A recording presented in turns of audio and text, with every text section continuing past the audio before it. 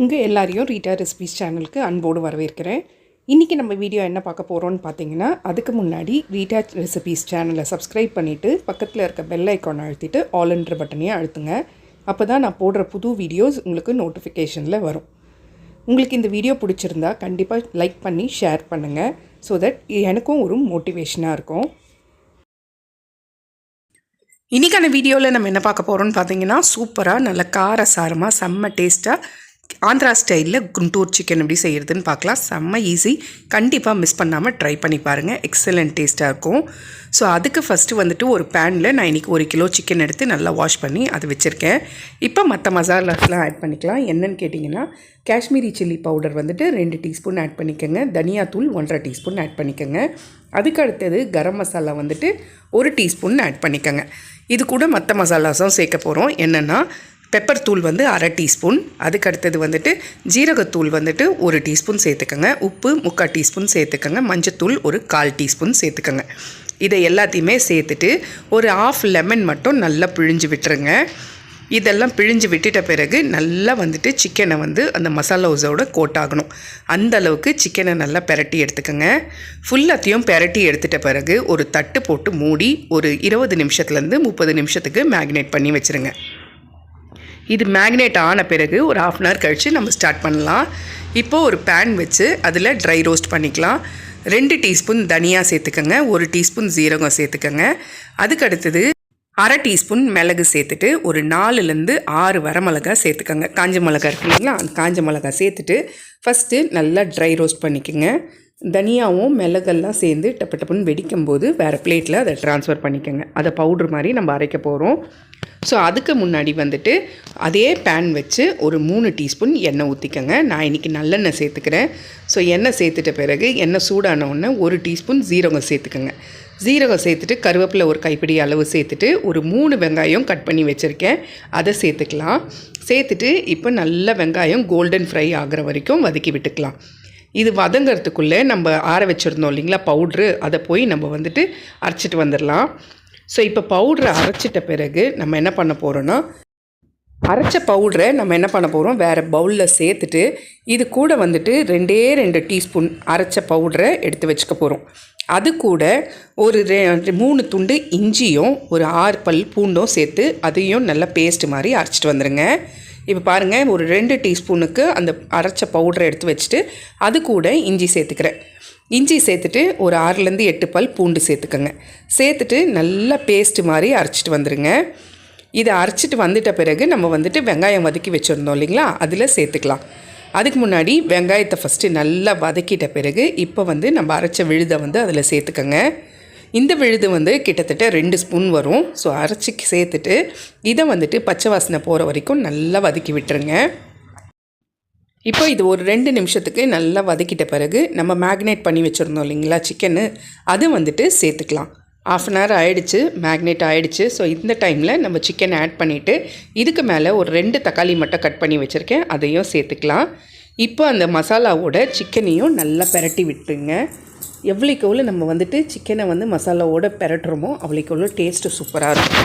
So இப்போ வந்து நம்ம ஏற்கனவே சிக்கனுக்கு ஒரு 3/4 டீஸ்பூன் உப்பு சேர்த்துருந்தோம். இப்போ திருப்பி ஒரு 1/2 டீஸ்பூன் மட்டும் உப்பு சேர்த்துட்டு கூட குழம்பு மிளகாய் தூள் வந்துட்டு 1 டீஸ்பூன் சேர்த்துக்கோங்க. சேர்த்து இதை எல்லாத்தையுமே நல்லா கலந்து விட்டுட்டு நம்ம ரெடி பண்ணி வச்சுருந்தோம் இல்லைங்களா பவுட்ரு, அந்த பவுட்ரை வந்துட்டு சும்மா ஒரு 1.5 டீஸ்பூன் சேர்த்துக்கோங்க. சேர்த்துட்டு இதை எல்லாத்தையுமே ஃபஸ்ட்டு நல்லா கலந்து விட்டுருங்க. இப்போ நம்ம வந்துட்டு ஏற்கனவே இஞ்சி பூண்டு பேஸ்ட் அரைச்சிருந்தோம் இல்லைங்களா அந்த மசாலாவோட, அதில் ஒரு 1/2 கப்பு மட்டும் தண்ணி ஊற்றிக்கோங்க. தண்ணி ஊற்றிட்டு அந்த தண்ணியை நல்லா ஷேக் பண்ணிவிட்டு நம்ம வந்துட்டு சிக்கனில் ஊற்றிக்கலாம். ஊற்றி நல்லா கலந்து விட்டுட்டு இப்போ 25 நிமிஷம் தட்டு போட்டு மூடி விட்டுருங்க. 25 நிமிஷம் கழித்து நடுவில் கொஞ்சம் ஓப்பன் பண்ணி கலரி மட்டும் விட்டுருங்க. 25 நிமிஷம் கழித்து ஓப்பன் பண்ணி பார்த்தீங்கன்னா சிக்கனும் நல்லா சாஃப்டாக வெந்துட்டுருக்கும்.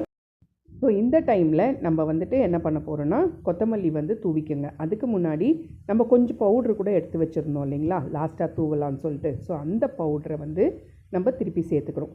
ஏற்கனவே 2 டீஸ்பூன் பவுடரோட இஞ்சி பூண்டு பேஸ்ட்டோடு சேர்த்தோம். அடுத்த 2 டீஸ்பூன் வந்துட்டு சிக்கன் வேக வைக்கிறதுக்காக நம்ம குழம்பு மிளகாய் தூள் சேர்த்தோம் இல்லைங்களா, அது கூட 2 டீஸ்பூன் சேர்த்துட்டு ஃபஸ்ட்டு சிக்கனோட நல்லா பெரட்டிட்டு நம்ம வேக வச்சிட்டோம். இப்போ வந்து திருப்பி 1.5 டீஸ்பூன் வந்து அதே பவுடரை சேர்த்துட்டு பேலன்ஸ் இருக்க 1.5 டீஸ்பூன் பவுடரை சேர்த்துட்டு ஒரு 2 கொதி வந்த உடனே கொத்தமல்லி போட்டு இறக்கிடுங்க. நல்லா கலந்து விட்டுட்டு இறக்கிடுங்க. அவ்வளோதான், சூப்பரான குண்டூர் சிக்கன் ரெடி ஆயிடுச்சு. செம்ம டேஸ்ட்டாக இருந்துச்சுங்க. உண்மையிலே காரசாரம். சிக்கனை நல்லா ஸ்பைஸியாக சாப்பிட்ணுன்னு நினைக்கிறவங்க இந்த மாதிரி செஞ்சு பாருங்கள். கண்டிப்பாக உங்களுக்கு பிடிக்கும். சூப்பராக இருக்கும் டேஸ்ட்டு. ஸோ வந்துட்டு குண்டூர் சிக்கன் ரெடி ஆகிடுச்சு. சிக்கனும் பாருங்கள் எவ்வளோ சாஃப்டாக வெந்திருக்குன்ட்டு. நம்ம 25 மினிட்ஸ்லேருந்து 30 மினிட்ஸ் சிக்கனை வந்து ஸ்லோ ஃப்ளேமில் வச்சு வேக வைக்கும்போது சிக்கன் வந்துட்டு ஆட்டோமேட்டிக்காக நல்லா சாஃப்டாக வந்துருங்க. ஸோ அவ்வளோதான், சூப்பரான குண்டூர் சிக்கன் ரெடி ஆகிடுச்சு. சாம்பார் சாதம், ரசம் சாதம், வெரைட்டி ரைஸ்க்கெலாம் ஆப்டான காம்பினேஷன். கண்டிப்பாக மிஸ் பண்ணாமல் ட்ரை பண்ணி பாருங்கள். நம்மளோட குவாலிட்டி ப்ராடக்ட்ஸில் நலங்கு மாவு சேல்ஸ் பண்ணிகிட்ருக்கோன்றது உங்கள் எல்லாருக்கும் தெரியும். நிறைய கஸ்டமர்ஸ் எங்கிட்ட வாங்கி சிஸ்டர் சூப்பராக இருக்குது நலங்கு மாவு அப்படின்னு சொல்லிட்டு ரிப்பீட்டடாக வாங்கினவங்க நிறைய பேர். அதுக்கடுத்ததாக சியக்காய் தூள், செம்பருத்தி தூள், அடுத்தது வந்து மருதாணி தூள், ஆம்லா பவுட்ரு எல்லாமே நம்ம ரெடி பண்ணி சேல்ஸ் பண்ணிகிட்ருந்தோம். தலைமுடிக்கும் முகத்துக்கும் இதுவும் நல்ல ஒரு சேல்ஸு, நல்ல ஒரு ரீச் கொடுத்தது கஸ்டமருக்கு. அடுத்ததாக நம்ம செஞ்சது வந்துட்டு சோப்பு ரெடி பண்ணோம். சோப்பில் வந்துட்டு குப்பமேனி சோப்பு, துளசி சோப்பு, நலங்கு மாவு சோப்பு, மஞ்சள் சோப்புன்ட்டு சோப்புலேயே ஒரு 5-6 வெரைட்டி ரெடி பண்ணி அதையும் சேல்ஸ் போட்டோம். எல்லாமே வந்துட்டு நல்ல ஒரு லாங் லாஸ்டிங்காக இருக்குது, நல்ல ஒரு ஃப்ராக்ரன்ஸ் இருக்குது அப்படின்னு சொல்லி நிறைய கஸ்டமர்ஸ் வாங்க ஆரம்பித்தாங்க. இப்போ நம்ம லான்ச் பண்ணியிருக்கிறது என்னதுன்னு பார்த்தீங்கன்னா ஹேர் ஆயில் தான். Quality hair oil. இதில் 12 விதமான பொருட்கள் நம்ம சேர்த்துருக்கோம். துளசி, கற்பூரவல்லி, அடுத்தது வந்துட்டு மருதாணி, செம்பருத்தி இலைன்ட்டு 12 பொருட்கள் சேர்த்துருக்கோம். செக்கில் ஆட்டின தேங்காய் எண்ணெயை வச்சு தான் நம்ம இந்த ஹேர் ஆயிலை ரெடி பண்ணிகிட்ருக்கோம். ஸோ இங்கே இருக்கிற ப்ராடக்ட்ஸில் எது வேணும்னாலும் மேலே இருக்க நம்பருக்கு வாட்ஸ்அப் பண்ணுங்கள். இன்னொரு விஷயம் சொல்லணுன்னா, கண்டிப்பாக உங்கள் சப்போர்ட் இல்லாமல், உங்களோட பிளெஸ்ஸிங்ஸ் இல்லாமல் இந்த அளவுக்கு எங்களால் வந்திருக்க முடியாது. ஸோ இந்த ஹேர் ஆயிலுக்கும் உங்களோட சப்போர்ட்டையும் அன்பையும் எனக்கு கொடுப்பீங்கன்னு நான் நம்புகிறேன்.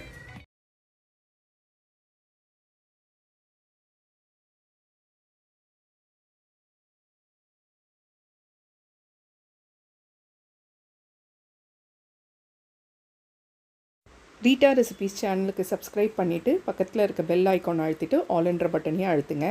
அப்போ தான் நான் போடுற புது வீடியோஸ் உங்களுக்கு நோட்டிஃபிகேஷனில் வரும். இந்த வீடியோ உங்களுக்கு பிடிச்சிருந்தால் உங்கள் ஃப்ரெண்ட்ஸ் அண்ட் ஃபேமிலி ரிலேட்டிவ்ஸ்க்கு ஷேர் பண்ணுங்கள். ஸோ தட் அது எனக்கு ஒரு மோட்டிவேஷனாக இருக்கும். வீடியோ பிடிச்சிருந்து நல்லா இருந்துச்சுன்னா ஒரு சின்ன கமெண்ட் கொடுங்க.